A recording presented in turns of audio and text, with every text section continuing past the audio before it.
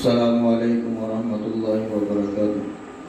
مفتی صاحب، ایک سوال ہے کہ قربانی کب واجب ہوتی ہے؟ وعلیکم السلام ورحمۃ اللہ وبرکاتہ۔ قاری صاحب کا جو سوال ہے وہ یہ ہے کہ آدمی پر قربانی کب واجب ہوتی ہے،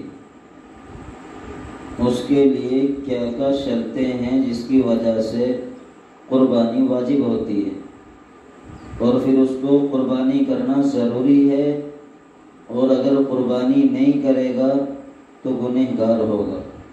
اس کے لیے چند شرائط ہیں۔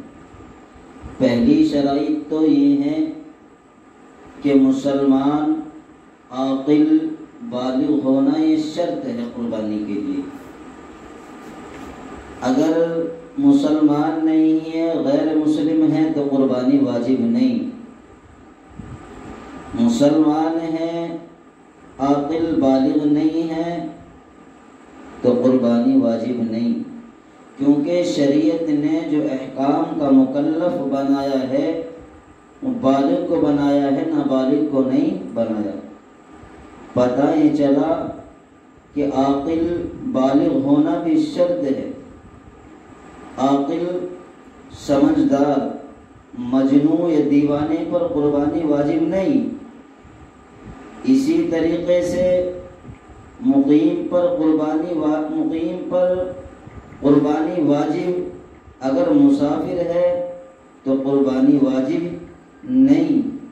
یہ شرطیں وہ ہیں جن کا لحاظ کرنا ضروری ہے، جن کی وجہ سے قربانی واجب ہوتی ہے، اور سب سے اہم شرط یہ ہے کہ وہ صاحب نصاب ہو۔ صاحب نصاب کا ہونا بھی ضروری ہے۔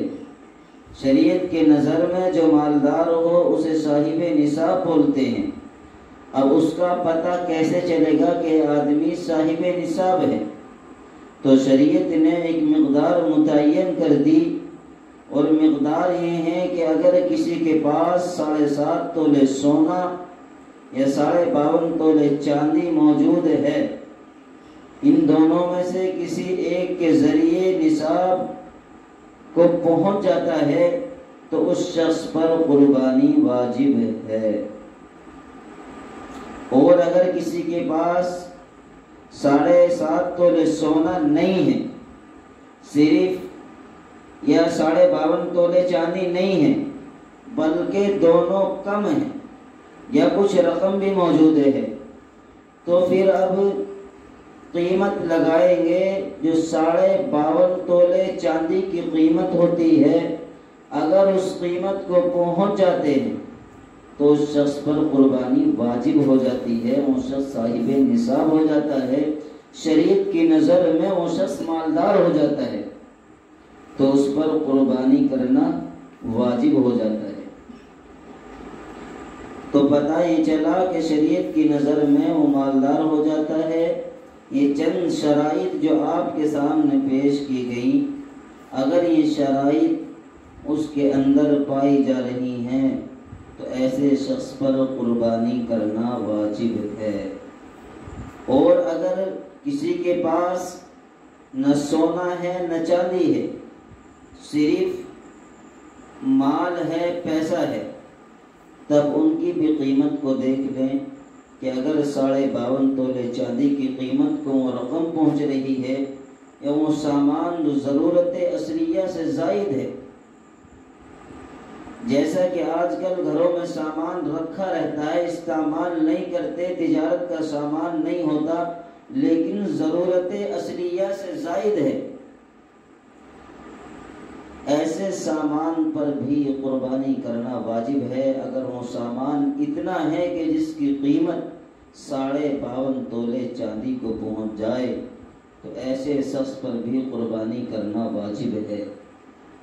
اور ایک مسئلہ یاد رکھیں، گھر کے اندر جتنے بھی فرد ہوں، اگرچہ باپ کو ذمہ دار اور ساری ملکیت باپ کے سپرد کر رکھی ہے، باپ کے حوالے کر رکھی ہے، باپ اگر صاحب نصاب ہے تو باپ پر قربانی کرنا واجب۔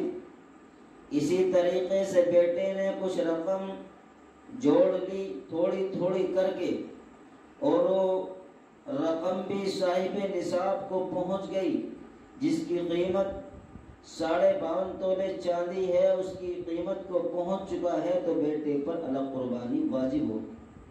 اسی طریقے سے بیوی، ان کے پاس اگر اتنے زیورات ہیں جن کی قیمت 52.5 تولے چاندی کو پہنچ جاتی ہے، یا 52.5 تولے چاندی ہے یا 7.5 تولے سونا ہے، تو ان پر الگ قربانی واجب۔ گویا کہ گھر میں جتنے فرد ہیں اگر ہر فرد الگ الگ صاحب نصاب ہے تو ہر اس شخص پر الگ الگ قربانی کرنا واجب ہے۔ تو یہ قاری صاحب کے سوال کا جواب ہے۔ میں امید کرتا ہوں کہ قاری صاحب اس جواب سے مطمئن ہو چکے